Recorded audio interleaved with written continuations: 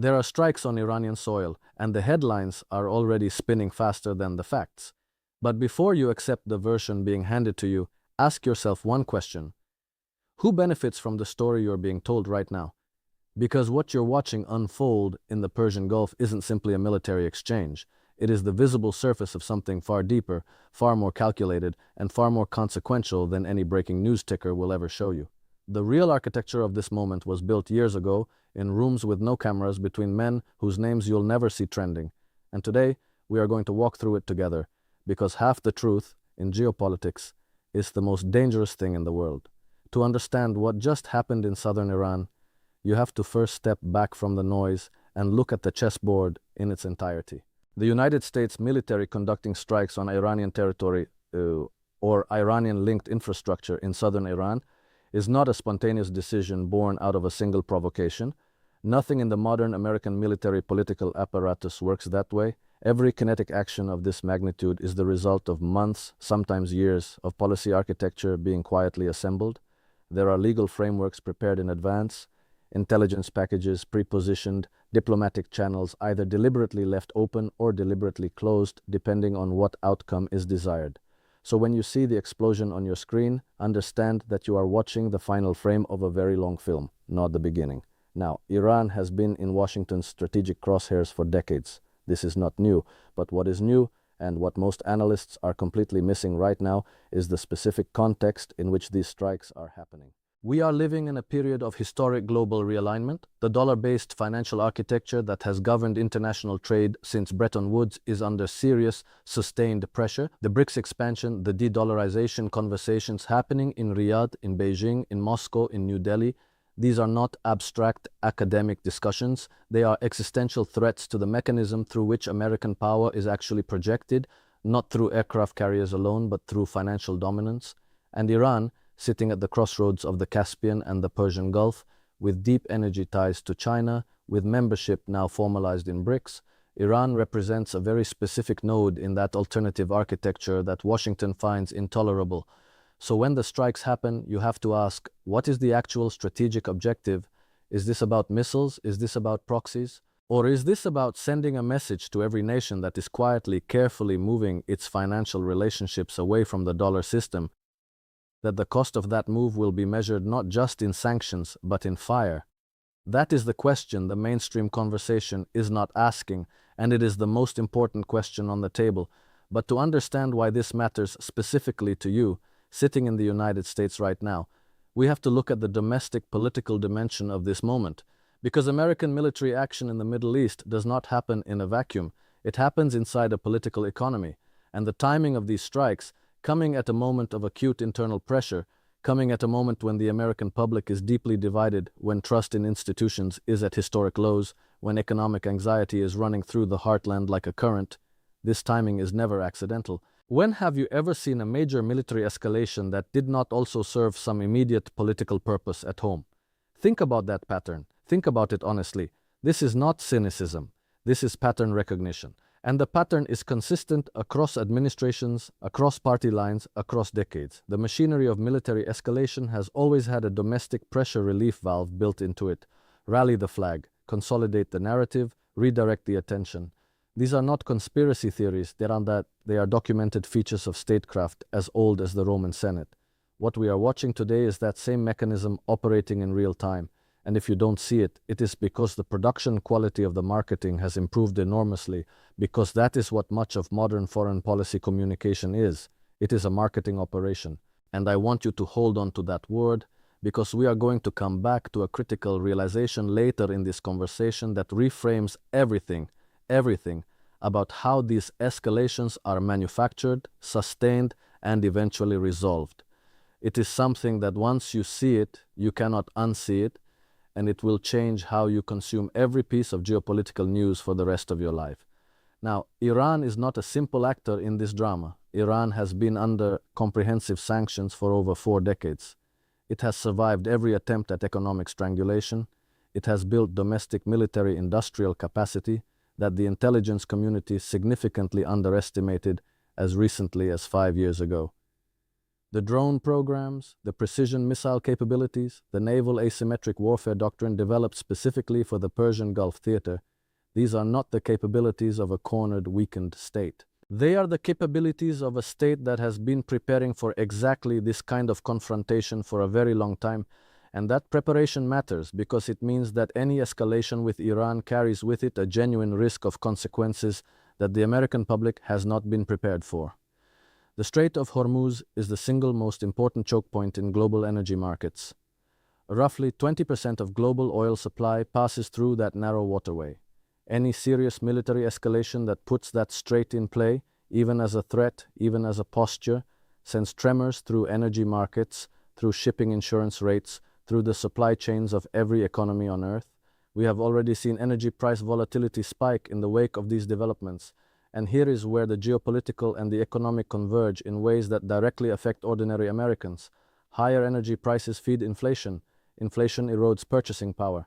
And in a country where the median household is already stretched, where credit card debt is at record highs, where the housing market has effectively locked out a generation of younger Americans, that additional inflationary pressure is not an abstraction.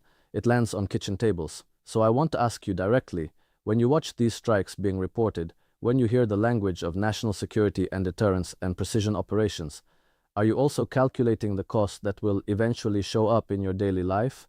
Because that is the connection that is never made in the primetime coverage. The foreign policy decision and the economic consequence to the domestic population are treated as entirely separate conversations, broadcast on entirely separate channels, analyzed by entirely separate sets of experts who are never put in the same room together. That separation is not accidental.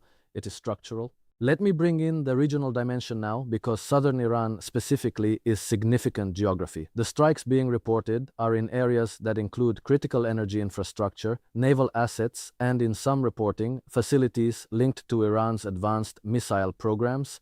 Southern Iran borders the Persian Gulf directly. It is the operational theater from which Iran projects its naval and asymmetric capabilities into the Gulf. It is also where some of Iran's most significant oil and gas processing infrastructure sits. Targeting this region is not just a military signal, it is an economic signal. It says, we can reach your energy production. It says, your ability to fund your state, your ability to honor your commitments to China and Russia and your other partners is vulnerable. That is the subtext of these strikes that no one on cable news is translating for you. And China is watching this very carefully. China has enormous economic exposure to Iranian energy. The two countries have a 25-year cooperation agreement, signed in 2021, worth hundreds of billions of dollars. China has been quietly building the architecture of a parallel energy trading system that bypasses the dollar entirely. Any serious disruption to Iranian production capacity, any demonstration that American military power can reach deep into Iranian territory at will, sends a direct message to Beijing about the vulnerability of its alternative energy partnerships. It is pressure applied not just on Tehran but on the entire emerging non-dollar economic architecture that Beijing is patiently assembling. Do you think that is a coincidence on a chessboard this complex? There are no coincidences of that magnitude. But to understand the Russian dimension, because Russia is always present in any serious Middle Eastern escalation, we have to look at what this does to the broader Eurasian strategic picture. Russia and Iran have developed an unprecedented level of military and economic cooperation over the past 3 years, accelerated dramatically by the war in Ukraine and the Western sanctions regime. Russian and Iranian drone technology has exchanged hands. Energy infrastructure cooperation has deepened. The North-South Transport Corridor, a trade route connecting Russia through Iran to the Indian Ocean, bypassing Western-controlled sea lanes, is a project both states have invested in heavily. American strikes on Iranian territory are, in a very real sense, strikes on that broader Eurasian connectivity project. They are saying, this corridor comes at a price.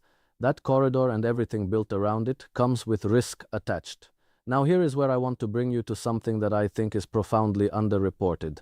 The Gulf Arab states, Saudi Arabia, the UAE, Qatar, are in a genuinely complicated position right now. Saudi Arabia has been in active diplomatic engagement with Iran. The Chinese brokered normalization agreement of 2023 represented a historic shift in regional dynamics, a shift that fundamentally challenged the old binary of the Gulf Arabs aligned with Washington against Tehran.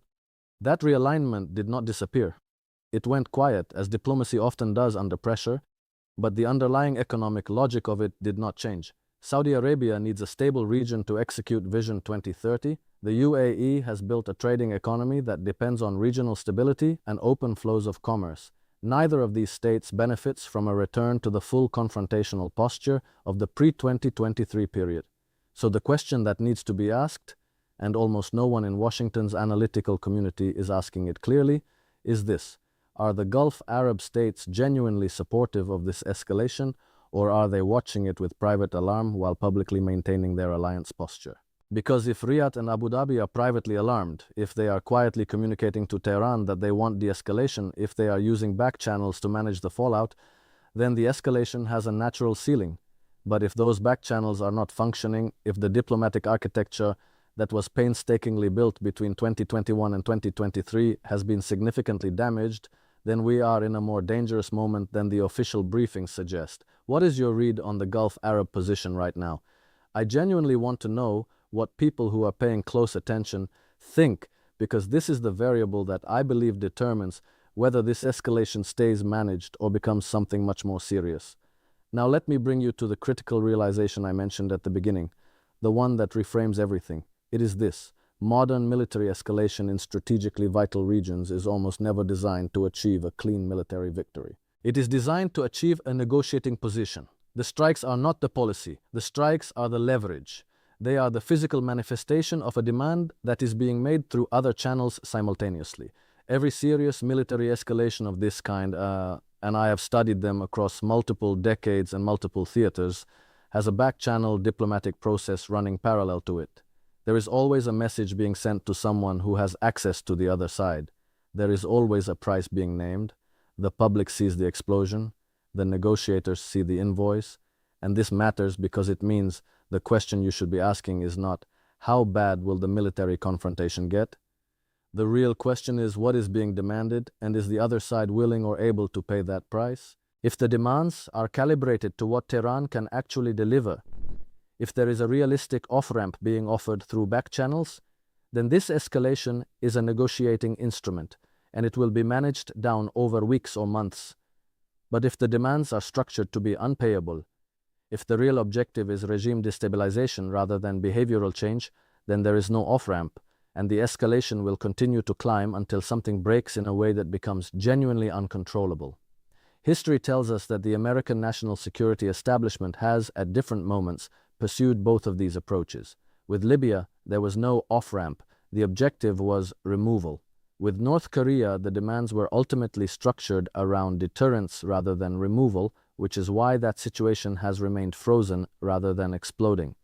With Iran, the historical record is genuinely mixed, which is what makes this moment so difficult to read with confidence. The nuclear deal, the JCPOA, represented a moment when Washington chose the negotiated instrument. The maximum pressure campaign that followed represented a choice to pursue something closer to the regime change logic. And where we are today sits in a deeply ambiguous space between those two strategic postures.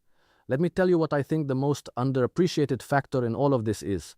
It is the question of Iranian domestic politics. The Iranian state is not a monolith.